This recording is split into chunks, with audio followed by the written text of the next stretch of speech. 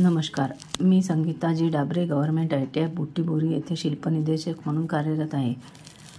आजचा आपला टॉपिक आहे perform installation of home charging station.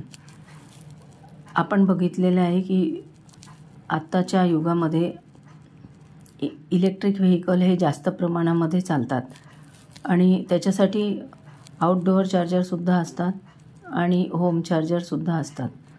तर आज आपण त्याचं इन्स्टॉलेशन कसं करायचं आहे ते बघणार आहे.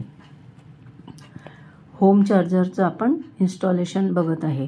तर यासाठी टूल्स आणि इक्विपमेंट जे आहे ते अशा प्रकारे आहे. Drill machine, MCB 32 ampere, cable 6 mm square और 10 mm square as per requirement.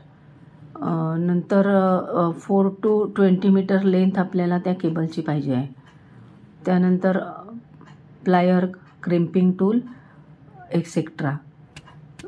तर हे झाले आपले टूल्स अँड इक्विपमेंट.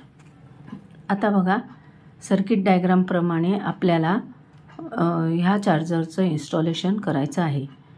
यामध्ये फेज आणि न्यूट्रलमध्ये आपण एक 32 एम्पियरची MCB लावणार आहे आणि त्यानंतर अर्थ वायरचं कनेक्शनसुद्धा ह्या चार्जरला आपण देणार आहे.